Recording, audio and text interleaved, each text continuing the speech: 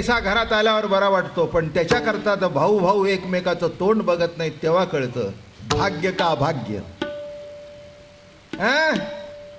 जेव्हा पैसा करताच चाकू दाखवला जातो.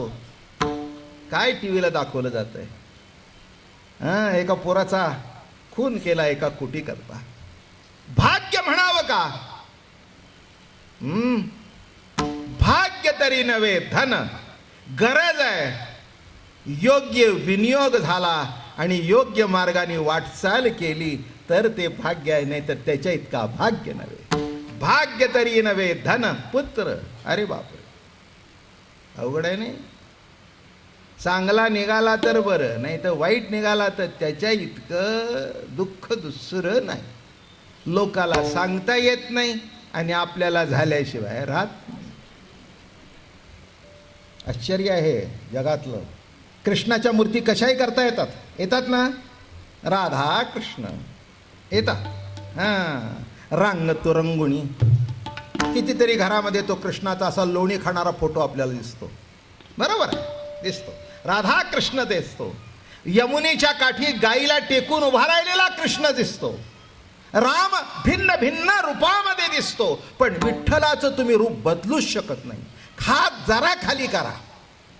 मग एकाने मला विचारलं तुमच्या विठ्ठलाच्या रूपात का बदल का होत नाही? अरे म्हटलं ज्याच्याने बदल होत असतो तो स्थिरच असावा लागतो.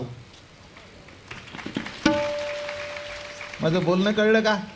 चाकं फिरतात पण आख फिरत नाही, आणि आख हलत नाही म्हणून चाकं फिरतात. तसं तो स्थिर आहे म्हणून जगत चालू आहे. मय. मय म्हणजे एक रूप. एक रूप. चहामध्ये साखर काय झाली आहे? चहा साखरमय. काय कसा झालाय? साखरमय. साखरमय झाल्या कारणाने मग नवरा विचारतो साखर घातलीस का? आता घेऊन बघा की, कमी घातली का जास्ती घातली? अहो घेऊन बघा की. काय बरं डोकून बघा. नाही पटत तर डोकून बघा. ते डोकून बघायला गेले दिसे ना. अहो म्हणली ती मय आहे, चहा साखरमय आहे. तसं तुम्ही जे बसलाय ते चिन्मय रूप आहात. आलं का लक्षात? म्हणून तत्वमसी विद्या सांग. कळलं? श्री गुरुनी अंजन घालावंच लागतं. अंजन घातली की काय होतं एक सांगतो. जगत पालटत नसतं, दृष्टी पालटलं की जग पालटतं. जग असतं तसंच असतं. काय म्हटलं मी? जग आहे तसंच आहे. पालट व्हायचं तुमच्या दृष्टीमध्ये. दृष्टी पालटली की सृष्टी पालटली. नाही का? सृष्टी पालटत नाही पण दृष्टी आली की सृष्टी पालटली. अरे आम्हाला माहित नव्हतं. आम्ही एवढे दिवस बघत होतो ते निराळ्या दृष्टीने. बरोबर आहे ना, कावेळ झाली होती ना. काय एक लक्षात ठेवा, गंमत म्हणून सांगतो. एक 60-70 वर्षापूर्वी वारकरी संप्रदायाकडे बघण्याची दृष्टी आणि आजची दृष्टी निघाला का?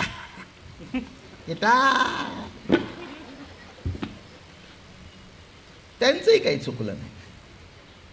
त्यांचं काय चुकलं? त्या काळामध्ये त्यांना असं वाटायचं हे कुठे निघाले काम धंदा सोडून सगळे इटाल इटाल करायला. आज सगळे म्हणतात वंडरफुल.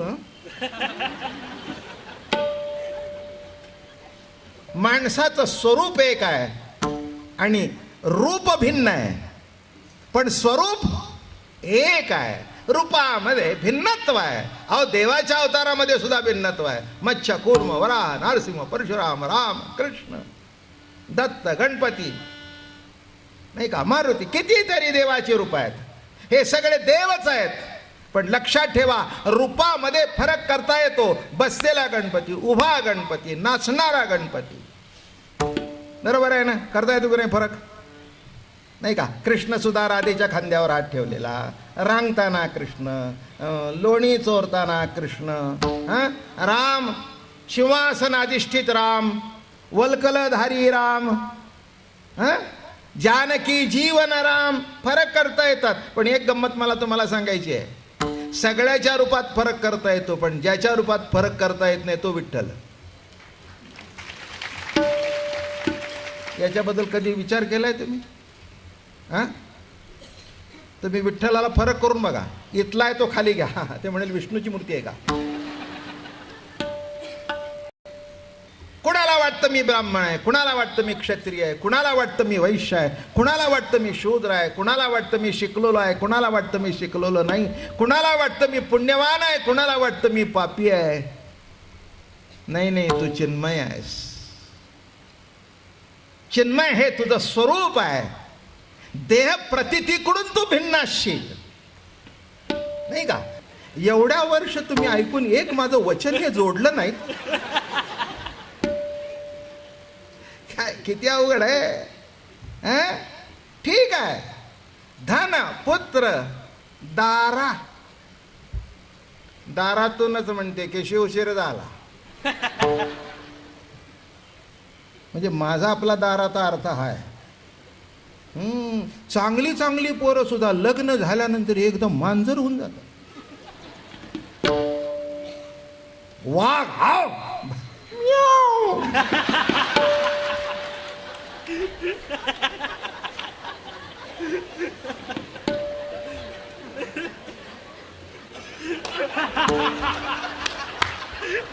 हंडे, मी त्याला हात जोडले नाही, त्यांनी मला जोडले म्हणून मी जोडले.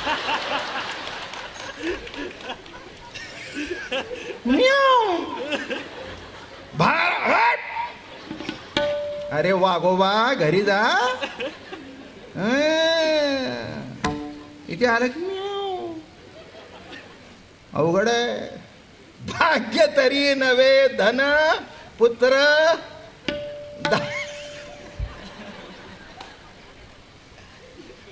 हंडे महाराज, एकदा लग्न झाल्यावर आयुष्यभर डोक्यावरचा हंडा खाली उतरत नाही.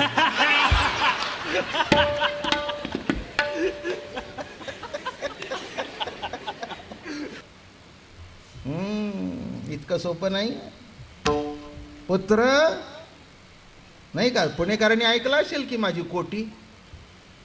जेव्हा होत नाही तेव्हा खोडा, झाल्यावर पेढा, आणि बायकोला घेऊन सवता निघाल्यानंतर जोडा.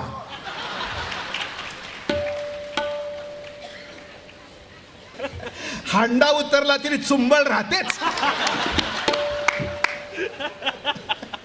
महाराज तुमचं व्हायचंय अजून.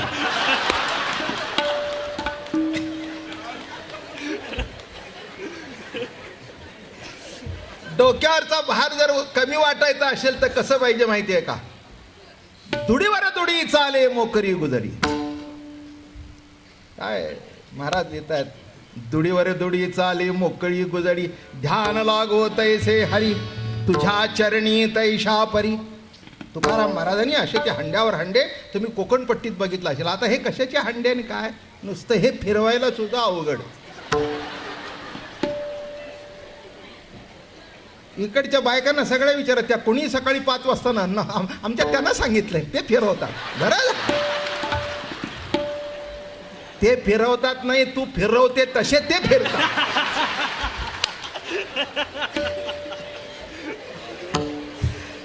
दुडीवर दुडी, दुडीवर दुडी, दुडीवर दुडी चाले मोकळी. हो, ते म्हणजे त्याच्यातला दृष्टांत कळला का? एवढा हंडा, त्याच्यापेक्षा लहान, आणि एक असं, आणि मग ती की नाही अशी अशी चालायची. म्हणजे दोघी चौघी, काय ग सासू कशी आहे, काय ग नवरा कसा, कशी काय तुझी तब्येत. म्हणजे डोक्यावर एवढ्या उतरंडी घेऊन सुद्धा कधी हंडा पडत नाही. म्हणजे बोलते 12 विषय पण लक्ष त्याच्यावर. तसा जीव संसारात रमतोय, हंड्या अनेक आहेत पण लक्ष कृष्णावर.